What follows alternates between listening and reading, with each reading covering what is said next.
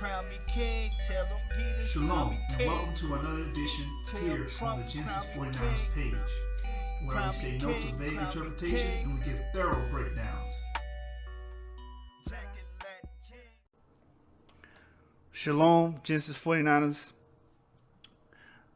This video is going into Waka Flocka's situation, his commentary on his race and the backlash that he got from the black community, which is ridiculous. Because many proponents of the black community was getting mad at him because he doesn't want to be called black. Now, we're going to go into his clip. We're going to play two clips of him saying the alleged statement of him basically disbanding himself or distancing himself from the titling black. But before we do, I have to say this. Genesis 49ers, we say no to vague interpretations and we give thorough breakdowns. We are making our people socially aware and we are educating them. We have to get away from these classifications and these racial dictatorships that was forced down our people's throats. Think about that. The identity called black was forced down our throats. And as a community, you lambasted this brother because he said he's not black, he's Indian. Okay? And by the way, on record, a few years ago, he was acquiescing to the fact that he was an Israelite because he said King David was his forefather on his Twitter account. I believe the brothers in the Sakari camp covered that story, right?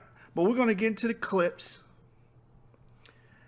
of the claims that he made. And we're going to break this down. And you know, this wouldn't be Genesis 49ers if I didn't provide source material. So I got a treat for you brothers and sisters that are watching. And we're going to break this thing down thoroughly, right? So let's play the clip and let's get right into it.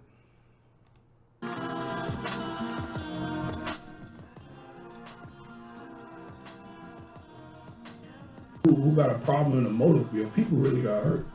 You know what I'm saying? Like, even kneeling to that flag, like, I have no African descendant in my blood. I'm a Native American.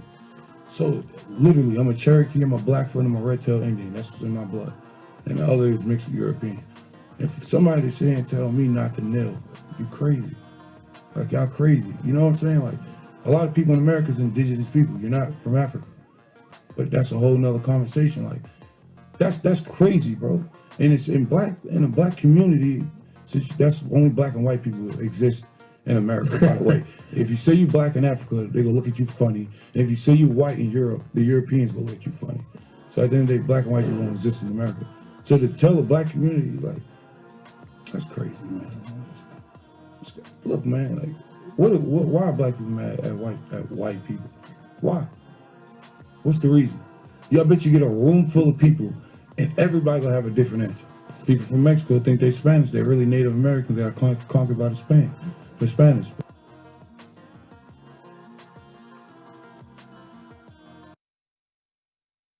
So that was his statement that sent the black community into an uproar. Why? Because you have been taught your whole life that you're black. You're living a false reality. And even in the article, he stated, stop living in a matrix. Unplug yourself from the matrix. A lot of y'all in la la land. Black is not a nationality. Black is not an identification. It was forced on us through the binary code that was passed in 1924, the Racial Integrity Law in 1924, which rid many of Negroes of their Native Indian tithes and their benefits that they should get for being Native Indian. And we're going to bring it out. You know we are, Genesis 49ers. We're going to give you the sources. We citate our work. We provide the citations. Okay, and these clips will be in the description of the video. So if you want to check it out yourself and review the content. Now the next video. People want me to clip a statement saying I'm African American, I'm not black. I'm not. Why should you say I'm African American? What the fuck? Do you hear somebody that's saying I'm Mexican American, I'm Indian American, or I'm Cambodian American, or I'm Chinese American? Like, what? Why the fuck only people with color got to say I'm African American and black? even when you even say that word, you feel like a slave. You feel like you come second. So just to stand up to a title that you come second, it's crazy. I guess I was talking with so much passion and anger that the words, it just made me mad for somebody in my community to ask me some stupid shit like that. You know what I'm saying? So sometimes I be getting mad at niggas ask me questions, but it's just me as a Gemini, as a person. But it's just the passion behind it. What I really meant to say was, I'm not a Native American, I'm an American Native. It's a big difference. Like, it's a big difference. I'm a human fucking being. You know what I'm saying? So for people to chastise me, say, yo, nigga say he ain't black, he ain't white, but he want to be European. How? I just said I got European, I got Native American. Got a little of that. So why should I connect to one thing? Why should I connect to everything? Or why should I just not let it go and learn the truth? And that's what I wanted to do. I want to let all that shit go. Don't call me white, don't call me European, don't call me none of that shit, nigga. I'm a Native American, I'm from a tribe. Niggas is from tribes. Like, if you, everybody say, yo, I'm from Africa. When you go to Africa, though, they connected to tribes. They're not saying, yo, I'm this. No, I'm from this tribe. Like, this is how deep my tribe go. We run through these countries, and that's real, you know what I'm saying? But we don't approach shit like that. So if you can't connect to a tribe, you can't connect to herbs and minerals.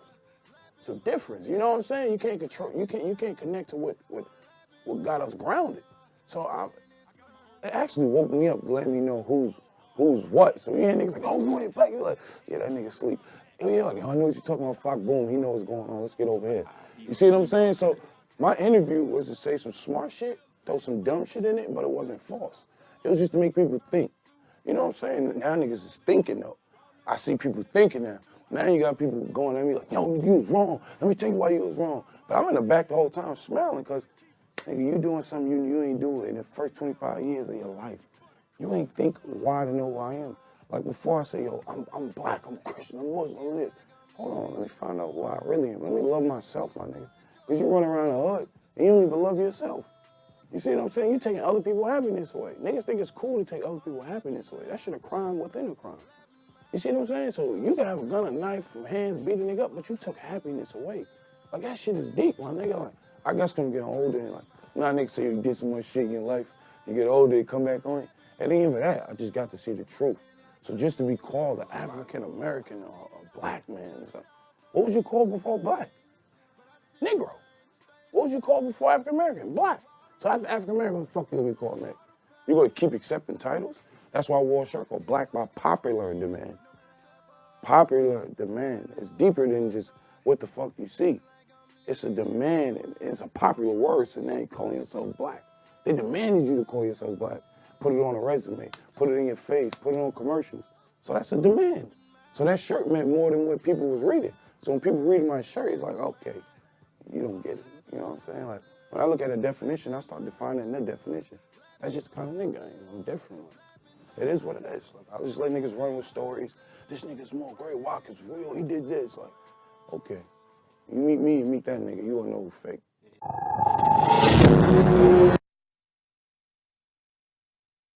Now, he made some good points, and I know it's cursing in these clips. Just, I guess cover your ears if you're sensitive to that. But he made some good points, and what he's pointing out is racial dictatorship, meaning this nation has dictated our racial category ever since we've been in this land, ever since we've been put into slavery. Now, slavery is not exclusive to Africans. Slavery also happened to Native Indians. A good book to get on that is Bartolomé de las Casas, a short account of the destructions of the Indians, right? He wrote about the atrocities and the enslavement by ships, on slave ships, of many Indian groups during the colonial period. Another book will be Jack Forbes' work, The American Discovery of Europe. In the last chapter, he goes into the enslavement of millions of Native Indians, okay? Some were even taken to Africa, to Spain, to Lisbon and Portugal. This history is important. Why? Because it gives us common ground. So when he says that he's Native American, or none of his descendants are African, he has a right to say that because we have a Native Indian history as well. And he made a good point. Why do I have to stick with the African paradigm? Why can't I choose my other ancestors' racial background? Why can't I choose the Native Indian side? Why do you force me to be what you call black here in America? He made very factual points. But the first thing you Negroes did was lambast him because we had that crab in the bucket mentality. And he made another good point, a very valid point. He said before this, Negroes weren't worried about who they were. Okay, not the Negroes that were attacking him. They was perfectly fine with being black. They never questioned it. But once he brought out this information and how he feels about the situation, that he descends from Native Indians, now you have a problem. Oh, you're wrong, you're wrong. But I'm going to show you that Waka Flocka is right. A lot of you Negroes walking around in America truly descend from Native Indians. Truly descend from Native Indians. Now, before you click the dislike, hear the case first. The scripture said plainly, understand first, then rebuke. So here, we're going to give you the article. We're going to give you the citation. We're going to cite our work. We're going to be good scholars. And we're going to prove to you that Waka Flocka was right in his assertion of saying that he comes from Native Indians, Cherokee, Blackfoot, and I think he said Red Tail or something like that, as a third tribe. Okay, and then there's an article where he says both his grandmothers on both sides were full-blooded Native Indians. So he has a right to claim that heritage and that history. But since he got dark skin, since you deem him as a hood nigga, excuse my language, he can't be anything but black. Look, I was told this by a very intelligent man. He told me there's one thing worse than white supremacy, and that's black inferiority. Because you will look at him and say he can't be anything but what is called black or African. Because you have been taught that. You have been taught that you can't give yourself or restore your history or your culture. You have to be whatever these dictators tell you you are. But as you can see on the screen, we have a source that The Blood Stay Pure by Erica L. Coleman. She made a beautiful work. This is a very beautiful work, recommended for all black, quote unquote, black people. Okay? And Native Indian people, so-called Native Indian people, buy her work because this gives us a common tie. Okay, an ancestral tie that has been denied us for over 100 years. We used to be very close, and we worked together on the war front, on the revolt front, on the economic front, on the educational front, agricultural front. We need to get back to that. We'll be powerful once the so-called black, Hispanic, and Native American men unite. And also the West Africans, we all unite. We can't do it as separate races. We have to unite and become one race. And that race is the Israelite race. That's why they shut down the Black Panthers. They shut them down as soon as they was going to join with AIM and they was going to join with the Hispanic movement. That's when they shut them down. Because they seen that it was a threat in the coalition. There is strength in numbers. There's strength in conformity as well. We have to conform with our Hispanic brothers and our Native Indian brothers and our West African brothers as well. That's what's going to make us strong.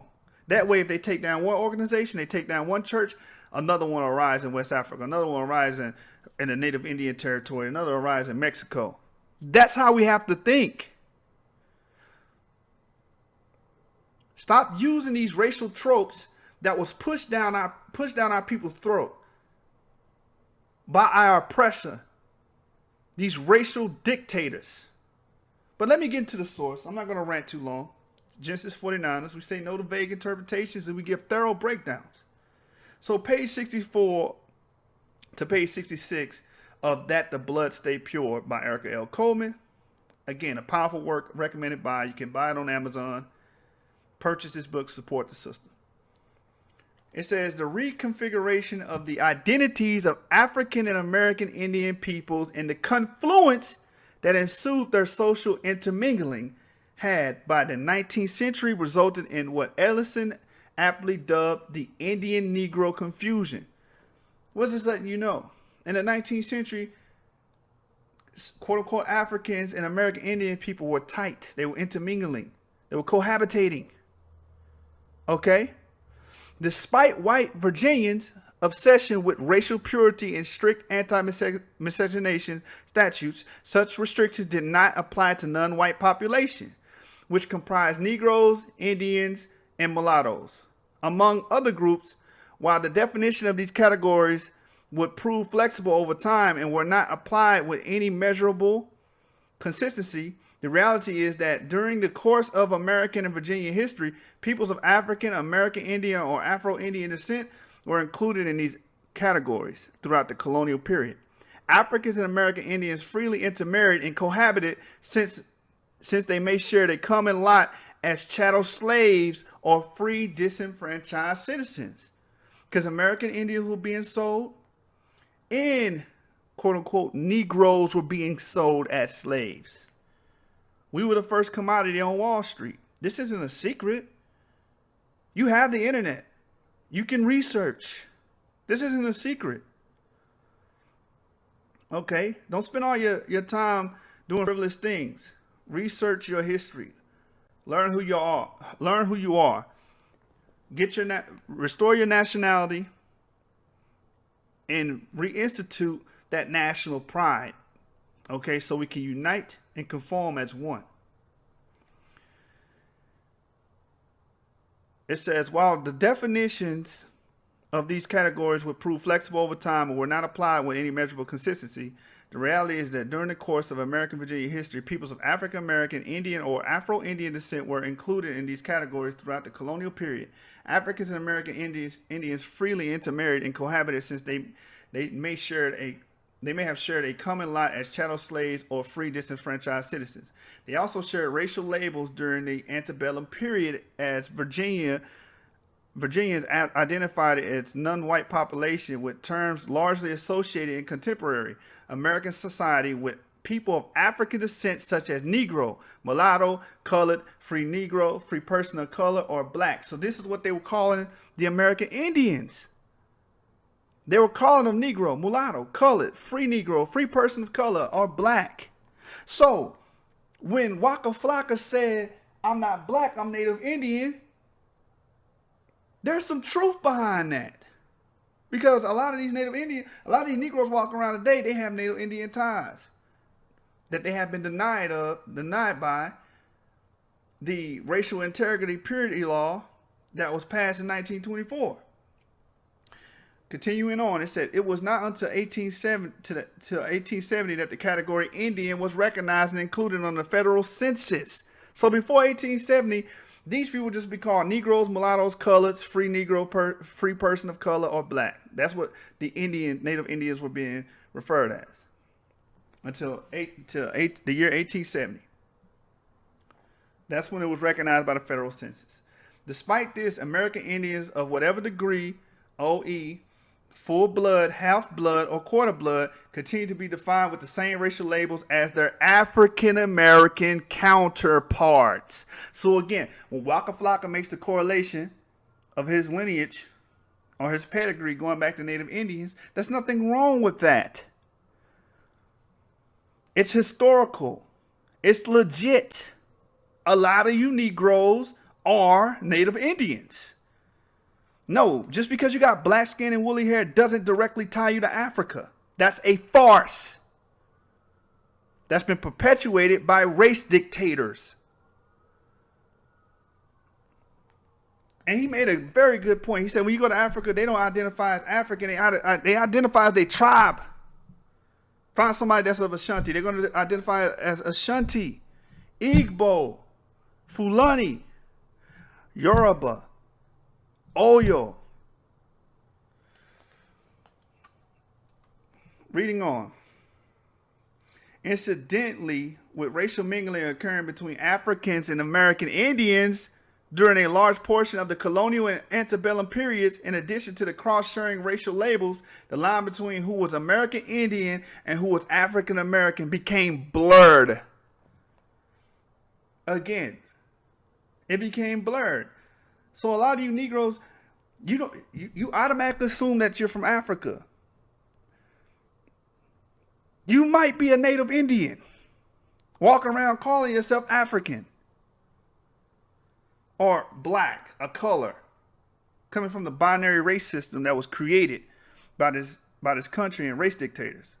It says, notwithstanding the tendency to manipulate the racial identity of American Indians was a self-serving objective on the part of the white settlers class turned American citizens to justify the involuntary appropriation of American Indian lands and to increase the slave population.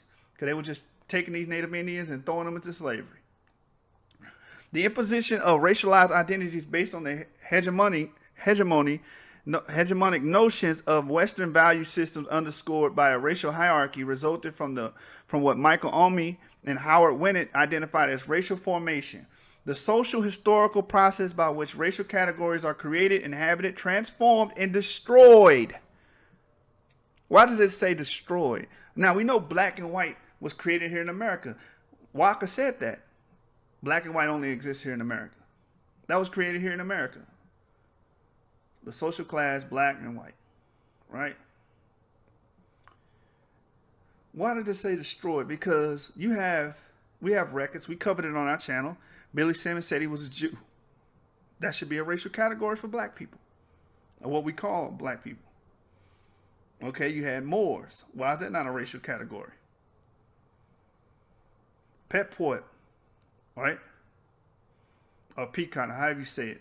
Excuse me if I'm not saying these Native Indian names correctly. Why can't we classify ourselves as these people? Why? Because they destroyed these names. You ever heard of save the man, kill the Indian? Where these Native Indians could not even speak their own language and they had to be thoroughly assimilated with American culture. They became wards of the state. They didn't become citizens in 1924. So they created, racial formation is a social historical process by which racial categories are created. They were created. Black, white, inhabited, meaning assigned, okay, transformed and destroyed. It is a process of historically situated projects in which human bodies and social structures are represented and organized. So they organize the people they want to call black into this one package called black, and organize the people who want to call white into this one package called white, or this one label called white. Such representation was a result of the United States' century-long racial dictatorship, resulting in three very large consequences. First, they defined American identity as white, as a negation of racialized otherness. At first, largely African and indigenous second racial dictatorship, organized, albeit in an incoherent and contradictory fashion, the color line, rendering the fundamental division in U.S. society. The dictatorship elaborated, articulated, and drove racial divisions not only through the institutions, but also through psyches, extending up to our own time, the racial obsessions of the conquest and slavery periods. Third, racial dictatorships consolidated the oppositional racial consciousness and organization originally framed by marriage and slave revolts, by indigenous resistance, and by nationalism of various sorts. Just as the conquest created the native, where once there had been Pequot, Iroquois, or Tuteki, so it created the black, where once there had been Asante, Ovimbonda, Yoruba, or Bakong. So, again, these tribes were destroyed. These names were destroyed through slavery, through colonialism. Right? They were destroyed and replaced with what? Black, white, Indian. Right? It says, when it's in Omi's list must be expanded to include a fourth consequence of racial dictatorship, that of blood politics which unevenly define the criteria for black and native categories, restituting human bodies and social structures, which often resulted in the disruption of family unit as described by Ellison. America's racial formation project has been widely based on the Anglo-Saxons' fixation with blackness, resulting in a tendency to define all part African persons by their degree of blackness rather than by their ancestry. That's the problem. You won't let Waka Flocka tell you that his ancestry goes back to Native Indians, because you're looking at him, oh, nigga, you look black. Your blackness is telling me everything I need to know about you. You have YouTubers that push that same jargon. Oh, if you're not black unless you're brown to dark, that's what black is. And if you look like that, you can't be nothing else. You're teaching the same jargon that these racist oppressors pushed down our ancestors' throat to take away their ancestry. And you're perpetuating it. Again, it says, throughout American history, a person's legal status has been based on the percentage of perceived blackness beginning at 1/8, which later increased to 1/4, and by the 20th century was defined by an ascertainable amount of Negro blood. Hence, black identity became largely defined by what sociologists call the law of HYPO-DESCENT, popularly known as the one-drop rule. In other words, one drop of Negro blood makes a person a Negro. Now, negating all other ancestry. Now, a lot of you Negroes champion the one-drop rule. The one-drop rule was created to keep you a slave. The one-drop rule was created to keep you away, keep black Native Indians from getting their rights to their land and their repartment for the war crimes. That's exactly what it was used for. And you got black people today, quote unquote black people, champion the one drop of blood, one drop rule makes you black. That was made up by racist sociologists, race dictators. And they got rid of any ancestry that you had. Oh, they're just black. Look at them. They look black, don't they? And that's the same thing you perpetuate today. That's what you're perpetuating by getting mad at Waka Flocka for saying he's Native Indian.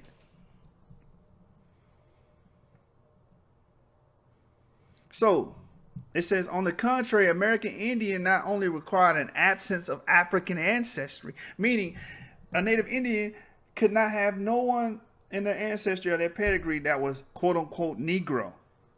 But it also comprised a blood quantum requirement, substantial amount of Indian ancestry in order for an individual or tribe to be considered authentic. As Karen Blue aptly stated, it may only take one drop of black blood to make a person a Negro, but it takes a lot of Indian blood to make a person a real Indian.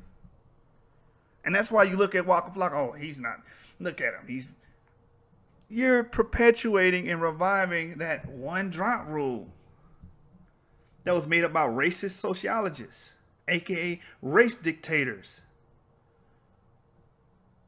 Okay? Propagated by what? The law of HYPO-DESCENT, the racial purity law that was passed in 1924. But you don't read, you don't study.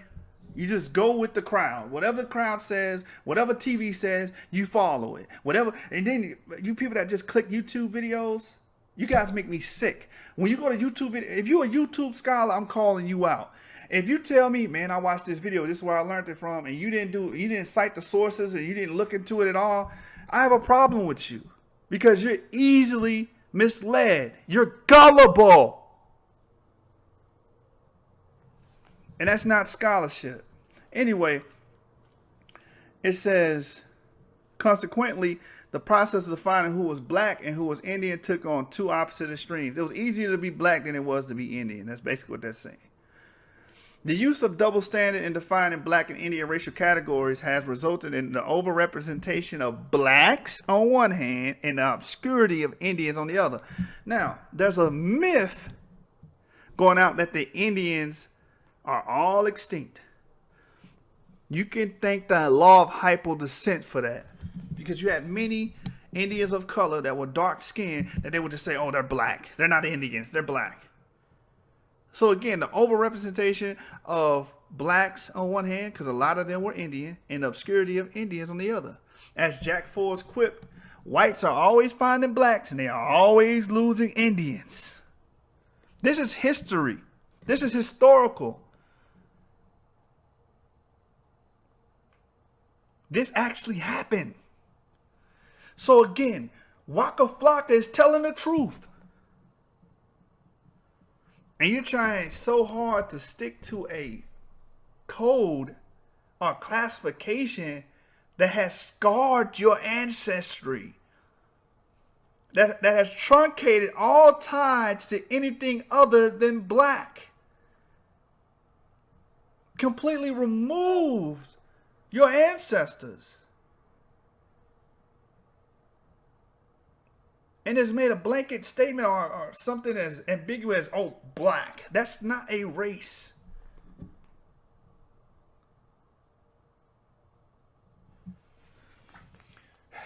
There's something called terrorism by paper, right? And that's what happened. A lot of we focus on the physical attacks on our people and some of it being mental, but we don't focus on the attacks on our people by paper, okay? Paper terrorism, a paper terrorist. And what they do, how they paper terror, they make laws to attack and destroy the minority, the blacks, Native Americans, and Hispanics. And the HYPO-DESCENT law that a lot of you Negroes champion, the one-drop blood rule, one drop of blood makes you Negro. A lot of you Negroes are happy to quote that, not knowing how much damage that did to our people. Now, if you go to page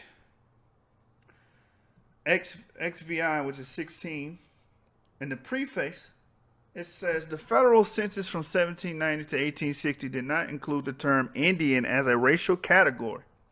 Therefore, American Indians were classified as Negro, mulatto, or free people of color. Terms also used to identify a range of people of color, including those of African descent. Despite the addition of Indian category in 1870, the tendency to group American Indians and African Americans into a single racial category, the category color, continues for much of the 20th century, particularly in the eastern United States. So again, from 1790 to 1860, these people were just being called Negro, mulatto, or free people of color. So again, Waka Flocka can claim Native Indian ancestry. That's part of our history. Just like he said, why do I have to be delegated to Africa? Why does everything have to be? Why does Africa have to be forced down our throat when our history is much bigger than Africa? So, page XVI 17. It says, as far as the state was concerned, Indians were Negroes not only because of their shared historic racial designation with people of African descent, but also because of the historic familial ties shared by the two peoples. In the words of Booker T. Washington, now you Negroes champion Booker T. Washington, let's see what he said. The product of every sort of racial mixture between the black man and any other race is always a Negro, and never a white man, Indian, or any sort of man. That's the problem. Oh, they have Negro ancestry, black ancestry, then it can't be anything else but what we call them, black. Racial dictatorship.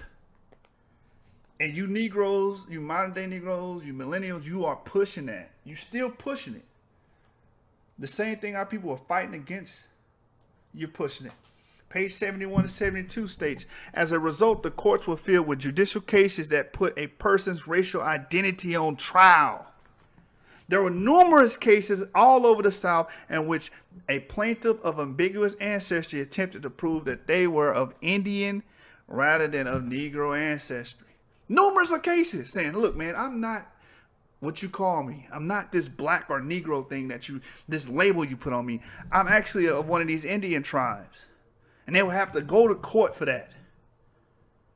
Because they're racial dictators. Often these cases were decided by a jury. A difficult task given the imprecise criterion. I mean, they didn't even have the right criterion to prove these cases. Established by the law in deciding it, the plaintiff was white, Negro, mulatto, or Indian. The jury was expected to render a verdict based on inspection. You looked at them, oh, you look black, you must be black. You look mulatto, you must be mulatto. This is what we think Indians look like, so you're Indian. You're white. It wasn't based off ancestry. It wasn't based off pedigree. Genetics didn't come into play for all you DNA heads out there. Which DNA is nothing. Most of DNA testing is nothing more than a HYPO-DESCENT one drop of black blood rule all over again. Repackaged with a nice bow for you black people to spend $200 on. It's a scam, man. That's not how genetics work, and they know it. That's not how pedigree works, and that's not how ancestry works. And if you follow the Hebraic faith, you know that it goes by the patrilineal line. It goes by your father's line. That's who the race is. And anybody want to debate that, just open up Genesis and see where the races come from. Noah had 3 sons. Shem made the Shemites. Ham made the Hamites. Japheth made the Japhites. Cush made the Cushites. Okay, Judah made the Judites. Issachar made the Issacharites. It's always the man creating the race. So that's like, it's not even an argument. So for you to give me a percentage sheet to say, oh, you're a percentage of this, that, and third, that's based off the modern day population density, is a farce. It's a farce. It's just the HYPO-DESCENT rule all over again, repackaged with a nice bow for you Negroes. Now, I took this out of this book and shared it with you guys to show you that Waka Flocka was right, and also because this book is not available online, at least to my knowledge. I know you might have maybe a few errors in the text as far as spelling, but bear with me. You can purchase the book on Amazon. Erica L. Coleman's May the Blood Stay Pure. And I gave the pages. Great book, great information, a lot of history in the book that's typically ignored. Now you get some YouTube. I know the Moors talk about it. The Moors talk about this topic a lot. And shout out to the Moors for at least getting a lot of our people away from classifying themselves as black. That's racial dictatorship. Okay? There's no integrity in calling yourself black. And if you're so pro-African, why haven't you decided what tribe you're from? Why are you not calling yourself Ashanti? Hell, majority of the Negroes that were sold into America are Igbo, right? Why are you not calling yourself Igbo or Igbo? Why are you not classifying yourself as these people? Why are you so fixated on black or African American? African, the word African is a misnomer. It's a pseudonym. It's a pseudonym. It's a false labeling of a people. Africa is a continent. Okay? It's not a race.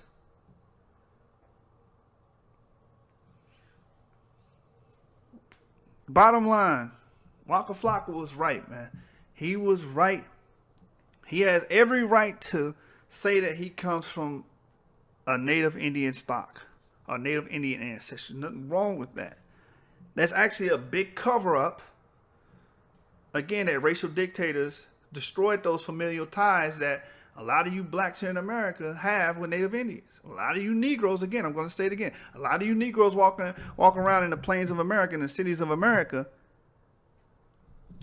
are Native Indians. You just don't know it. Why? Because of a classification called black. You can't be anything more than black and African American Negro.